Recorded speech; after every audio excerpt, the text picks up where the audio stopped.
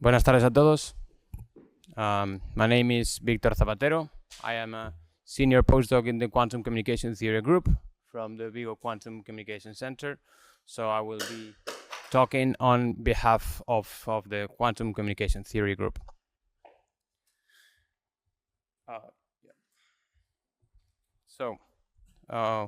We scientists don't like this kind of metrics very much, but this was supposed to be for the politicians who already left, but anyway. So what is the scientific outcome of our group during Planes Complementarios? On the one hand, we have published more than 30 research papers in high-impact journals. We have done contributions to more than 30 international conferences. We have also done research stays in different international institutions. And on top of that, we have licensed the software. We have published 2 review papers. We have attended workshops, contributed with tutorial talks. We have contributed to book chapters, and so on and so forth. Okay. And that's all about bragging. Now let's move to some particular topics which I would like to talk about that we have been working on during these years. Now, the first topic is this very general security framework for quantum key distribution. Okay, so what is this? This is formalism to address the security of the original BB84 protocol. And the very appealing thing that this formalism has is that it only relies on, let's say, a very mild characterization of the state preparation. Okay, so essentially, what you do need for the application of this framework is you need your states, the ones you prepare, to be close to some, not necessarily ideal, but let's say good performing states, okay? And this is what's represented by that equation that you see there. So there's the part that you want, which is the qubit state, and then some non-qubit state that is a very dangerous thing from the point of view of security. And the weight of this component, which is uncharacterized, the weight of it is what you need to lower bound, okay? And as long as you have something like this, the proof goes through. Now, what have we done? So we can compare, for instance, the performance of this new formalism with existing approaches to address the security of BB84 with arbitrary imperfections. And what we find is that we get a huge advantage compared with existing tools, and this is what you can see on the left graph, okay? And then on the other hand, another thing that you can do is you can try and compare with the best performance you can expect from numerical analysis within the framework, because the formalism provides an analytical secret key formula and a purely analytical analysis. And what we see is that it is essentially tight. So in the asymptotic regime, where you don't have any finite statistics, you just cannot get any better than that, okay? Now, so that is one topic. Of course, there is one downside to this, and it seems, and the downside is that if you remember this undesired non-qubit component, you need a very tight lower bound on it, and you need this bound to be very small, okay? But in fact, this is not a deficiency of the analysis itself, but it's more of a fundamental limitation of prepare and measure quantum key distribution protocols. Okay. What's next? Another topic that we have been working on a lot in this group is pulse correlations. So pulse correlations refer to the fact that there is interdependence in the state preparation in different rounds. This is something that you typically exclude in security proofs, and it can compromise the security, of course. But even if the correlations take place in a degree of freedom which is not the one that you use for the encoding, this already breaks the security, okay?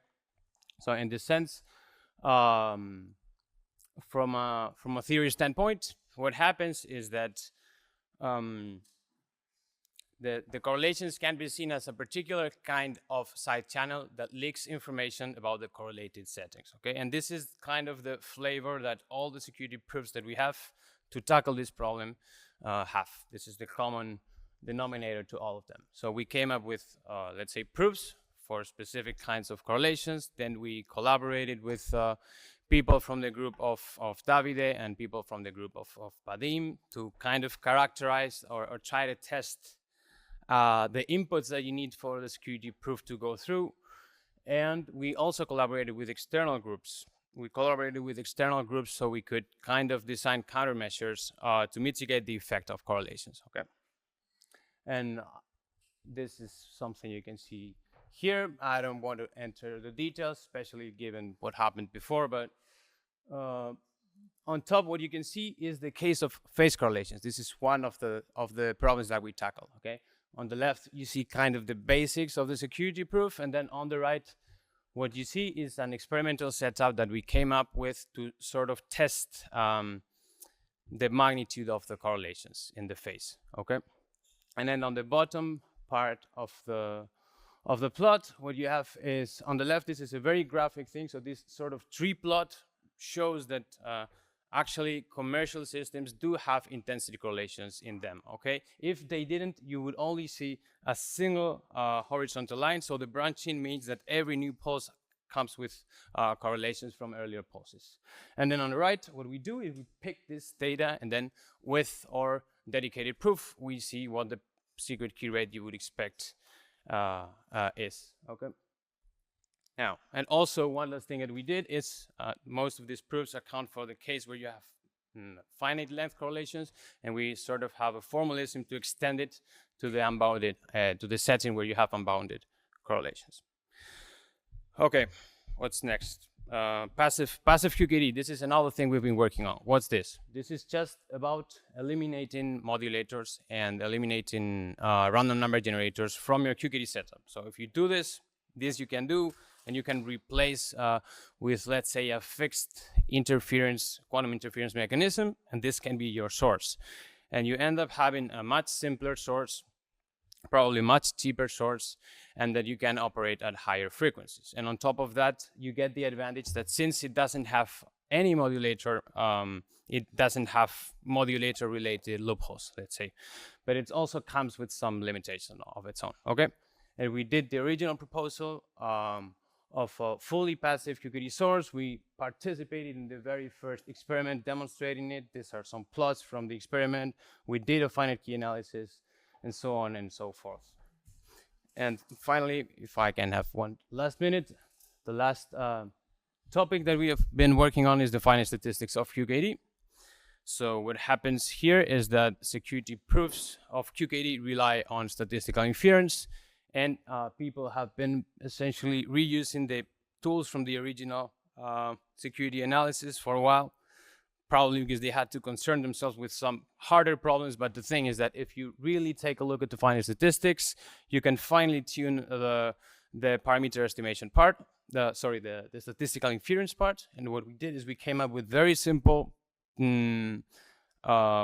analytical tool, and then a very simple numerical tool. And if you put those into the security proofs, what you find is that you can really run quantum key distribution with much smaller blocks, okay? So much less data allows you to distribute a key, and this is critical, for instance, for satellite quantum key distribution. And that's it. Thank you very much.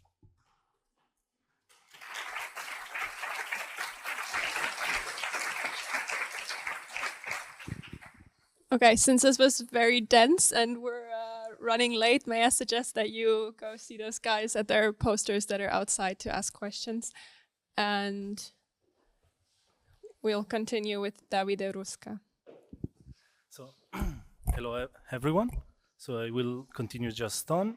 So I'm Davide Rusca from the Vigo Quantum Communication Center, and today I'm going to present you the work that we did in these few years over the line of research that I'm in charge of. So pretty much everything that it's presented here has been done with the funds of this project. So like 3 years ago when we first started and we did one of these presentations, we had nothing, no lab, no anything, and now finally we have some results.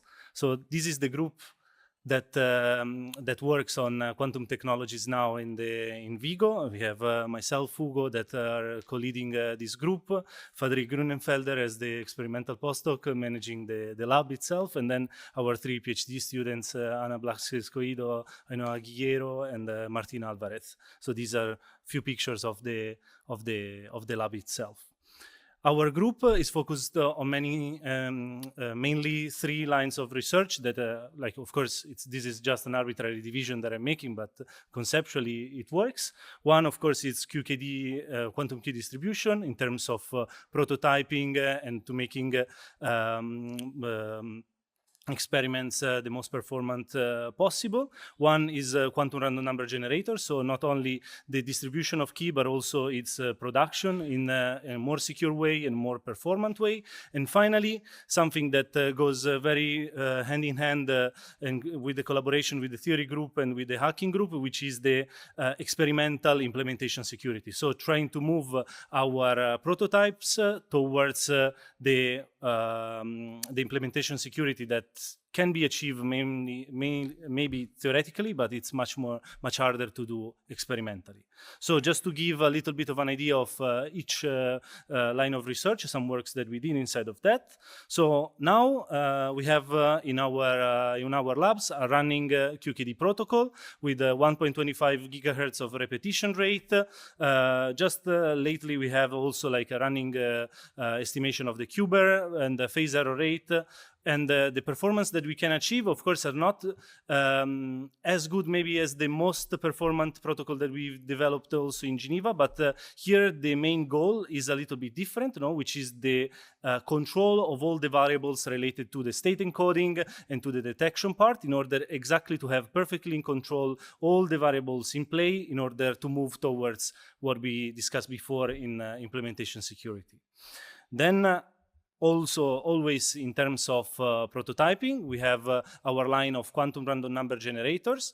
In this case, what we focused on is what we call semi-device independent quantum random number generators. So we try to leave the characterization of the components that make our experiment at the lowest possible level. In this way, we don't need a characterization. No? If the components are not trusted, they don't need to be characterized. So the idea here is that we achieve some more secure generation of quantum key distribution. Here, like this is one of the examples of the experiment that we use by some homodyne detection by modulating directly gain switched laser. And but then there's this is just if you want the skeleton of a line of different protocols that can be applied to this, where we don't trust at all the measurement device that we use, and we partially characterize the source. So we try to get anything, like all the assumption to the minimum, without going completely into device independent regime, where we will lose one of the main goals that we have, which is to remain practical. And finally, like the line of research that maybe we had in the past few years the most focused on, which is this experimental implementation security. So the idea here is exactly the problem that also was explained by Victor in the presentation before. So what happens when you move from a theoretical protocol to an experimental one? So you can see just like this gives an idea, that you have something that is very easy to draw on a paper that then becomes hyper complex when you try to put it in a lab. So of course, there's going to be some complex system that has to be analyzed. And what happens if you don't do this passage properly will be explained in the last presentation of our center by Vadim. And here, just to give an idea of the different works that we did over this line, we have some novel technique on the upright to characterize the state with the homodyne detection and tomography of the phase carried out by the gain switch laser, such that we can measure both the encoding flows, but also the correlation both in intensity and phase of the states that we generate. We did a more particular study, if we just go down to the right, over the intensity correlation that we get in our system if we try to modulate it too fast. So what happens is that now we say 1.25 gigahertz, but why don't we go to 2.5 or to 5 gigahertz, like what are we losing if we do that? Then like in this study we analyze exactly the correlation that raises from this kind of procedure. And instead the two that we have here on the left are more related to actual vulnerabilities that are discovered over these systems. And the vulnerabilities on the top is a vulnerability that it's related to twin field QKD, so to a specific implementation of twin field QKD, if I may say. Then, like where we try to injection lock the laser directly in order to modify the intensity of the states that are produced. And this study was done in collaboration with the company Toshiba in the UK, while the study on the bottom left is on an injection locking attack over a normal or like a BB84-like QKD system. And this study was instead carried out in collaboration with Fraunhofer and HHI in Berlin. So, like, without trying to steal more time from my colleagues that will follow me, like, I thank you all for your attention. Thank you very much.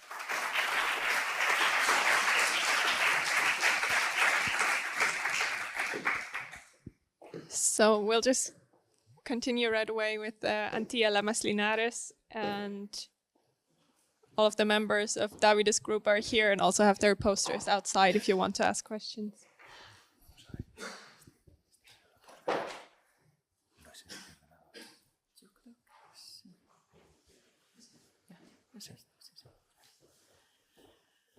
Hola, boas tardes. My name is Antía Lamas-Linares, and I lead the satellite quantum lab. So this is the last group that was established, last experimental group that was established in the Vigo Quantum Communication Center.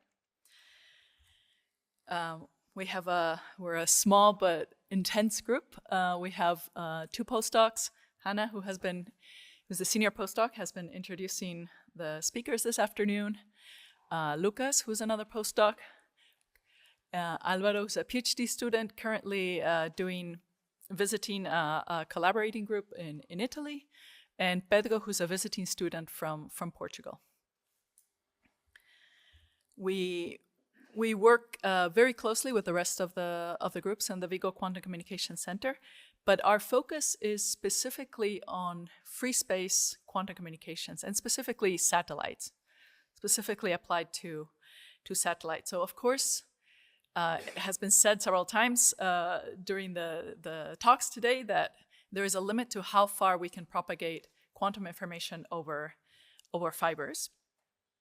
And that means that to go really long distances beyond that rule of thumb of about 100 kilometers in fiber, 20 dB of losses, we need to go to something like a satellite, at least until we don't have quantum repeaters.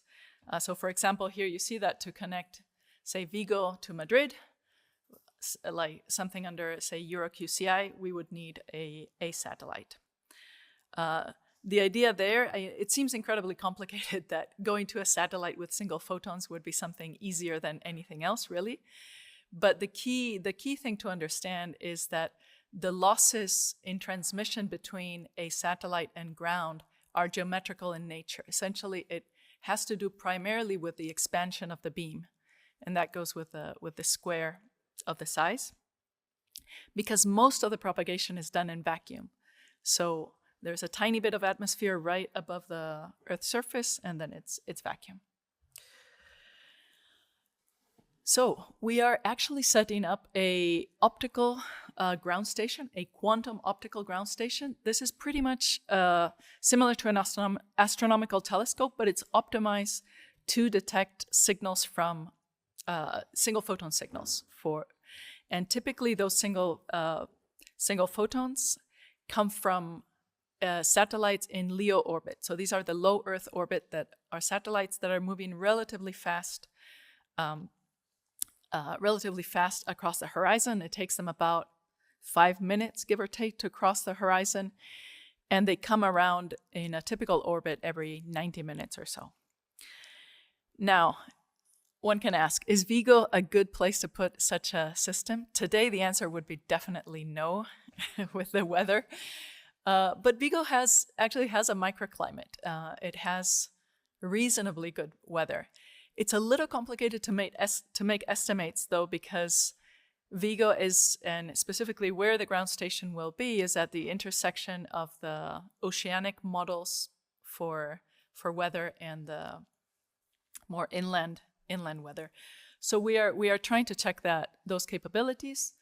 Specifically, we have a weather station, let's say a special weather station that, apart from taking the usual temperature, humidity, those kinds of parameters, it also measures the cloud cover in the sky and does some measurements of turbulence as well. What do we need for equipment? I already mentioned several times our optical ground station. That is not there yet. If you go around the campus in Vigo, there's a place where you'll see a platform. That's where the optical ground station will be. It was supposed to be here last week, I think, but it's been delayed by a few weeks. Should be here later this month. So hopefully anybody visiting in a few weeks onwards will be able to visit that. In the meantime, what we have are what we call baby optical ground stations. So these are our telescopes that are smaller in size that we use to prototype and start testing the equipment for those bigger optical ground stations. To give you a sense, eventually the optical ground station will have a 80 centimeter aperture. That is a pretty large aperture, and it's around the limit of how big you can go and comfortably follow a LEO satellite moving across the sky. It has 4 ports for different experiments, so we have the ability to have several experiments permanently attached to the ground station and do different things and switch between them. It will be compatible with both 800 and 1500 nanometer signals. So 1500 nanometers, of course, is the typical optical telecom signals, but a lot of the free space experiments are done in the 800 nanometer range, and several of the quantum satellites out there are in that range. We will have an adaptive optics system, as well as classical optical comms, and of course single photon detectors. Some pictures of so you'll see there on the upper left is the platform where the telescope and the dome will be situated. There is an associated little container that will contain our equipment. It will be a mini lab. So what are we doing along these lines? Well, basically we are doing the design and the prototyping for these links. So you'll see several of the equipment things. One of the aspects that we're taking advantage is that there is a hill nearby, monte, called Galiñeiro, and we are doing tests of transmission essentially between here and Galiñeiro with by setting up a retroreflector there and just trying to image and detecting those signals back. That has to do with the characterization of the turbulence, our ability to correct for turbulence, and so on. Also, another point is that communications like this at ground level are actually a worst case scenario. That turbulence is much worse than when you're pointing directly up. It's harder to deal with generally. We also have work on SPDC sources. So Suso before mentioned some of their work in SPDC sources. We're doing this is the work of Alvaro, the PhD student. He's building a highly degenerate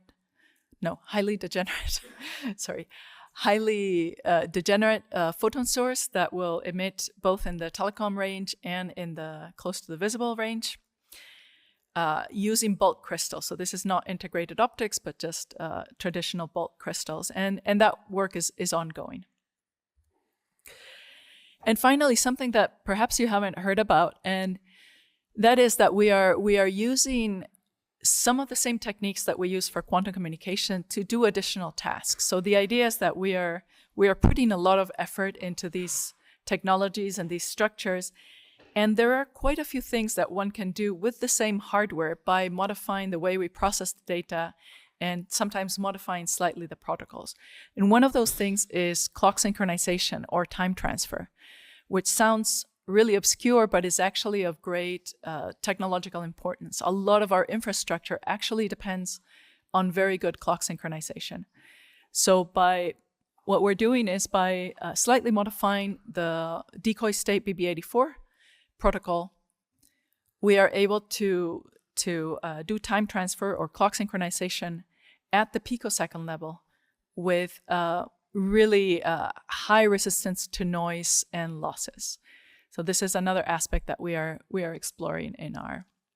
Right now, that this work is theoretical, but soon we expect to implement it in the lab. And with that, I'm done. Thank you very much.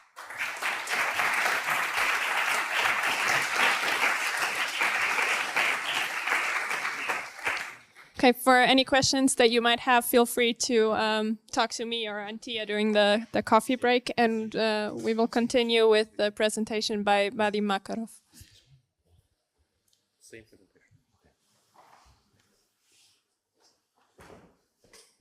Thank you. My name is Vadim Makarov, and I run the Quantum Hacking and Uncertification Lab.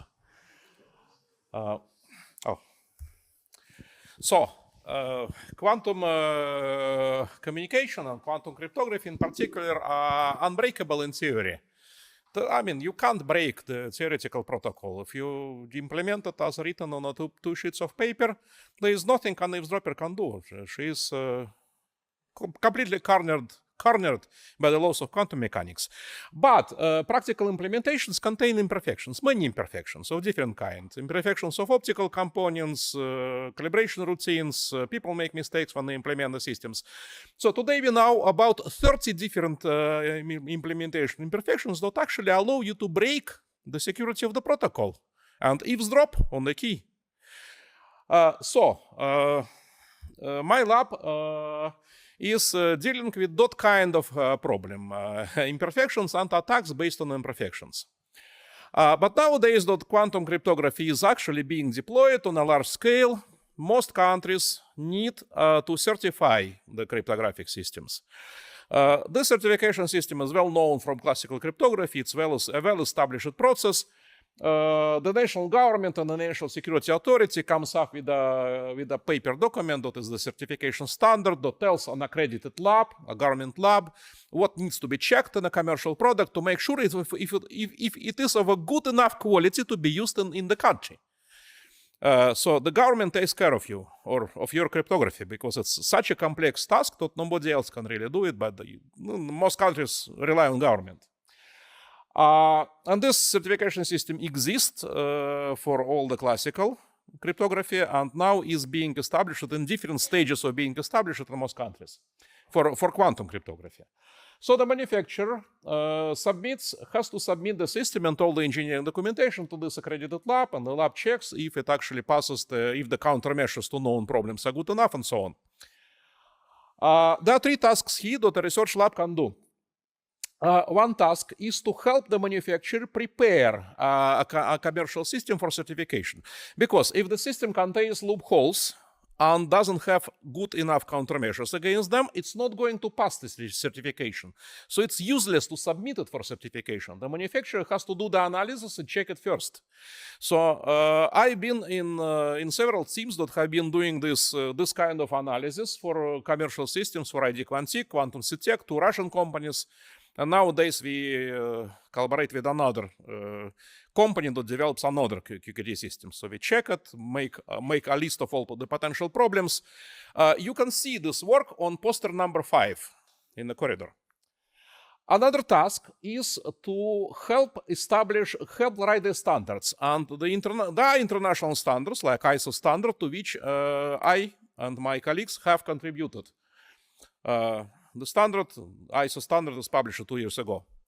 And the third task is you can help develop a certification methodology for the accredited lab, because the standard is usually not detailed enough, but you need the actual detailed manual and the test benches that the accredited lab can actually use to implement the tests. And in this lab, you can prototype, troubleshoot in a research lab, publish openly all your results, and then you just say the certification lab, accredited lab, look at my publications. So my lab is participating in all three tasks. And another thing, you can look for loopholes in a QKD system, but that's a classical activity. So we are analyzing, currently we are doing security analysis for Technology Innovation Institute in Abu Dhabi, which develops a passive state preparation, short distance QKD system for metropolitan networks. And we are in the middle of this analysis. In my lab, we have 5 certification test benches. I will show you for different kinds of vulnerabilities or prototype certification test benches. Actually, that we have the certification test benches is very helpful for my colleagues in Davide's, Hugo's, and Marco's groups, who actually use them to do some work on developing methodology for EuroQCI. So there is already a interaction between the groups. And then we also purchased ID1C commercial QKD system and want to try a couple attacks on this system. One of them is based on Marco's recent paper that shows how you can eavesdrop on this system or try to break the key. Those are the test benches, the 5 test benches I mentioned. One is wideband spectral characterization test bench that measures the transmission loss of fiber optic components in a very wide wavelength range, because the eavesdropper is not limited to your communication wavelength. You can use any wavelength, so you need to know the performance of your components.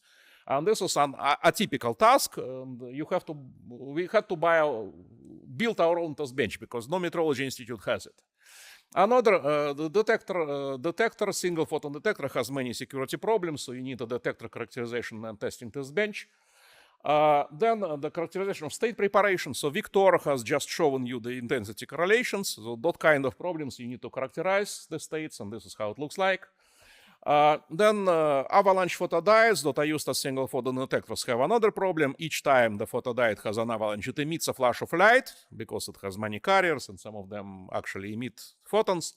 And this is a leakage channel, so you need to characterize those backflashes and then give the theoretician a number of what the probability of the leakage is. And then laser damage, high power laser damage to fiber optic components is another attack. If can do, she can try to physically change the components by injecting several watts of power, and this also you need to test.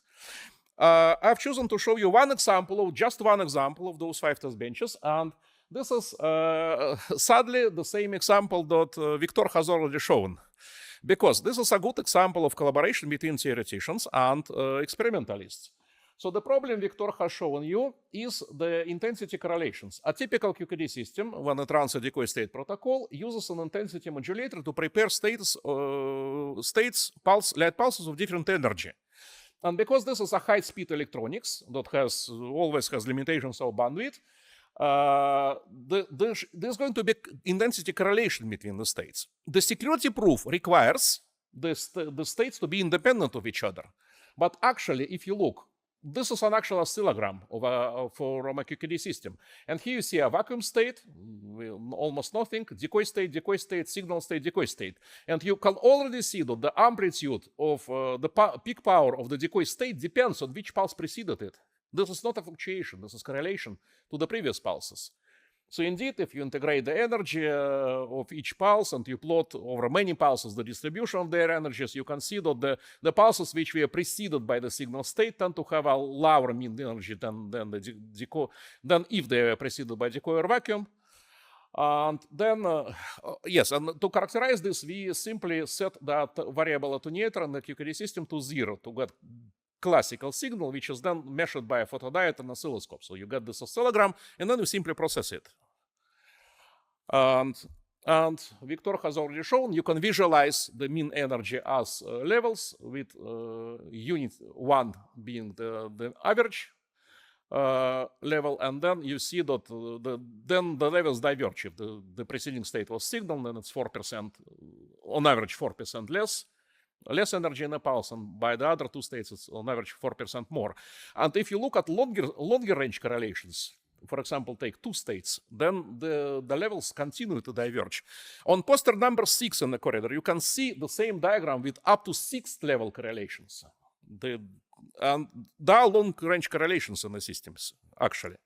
And then if you give those numbers up to the 2nd range to Marcus Cortis group, they have a security proof that can predict the security rate in the presence of those correlations. Thank you.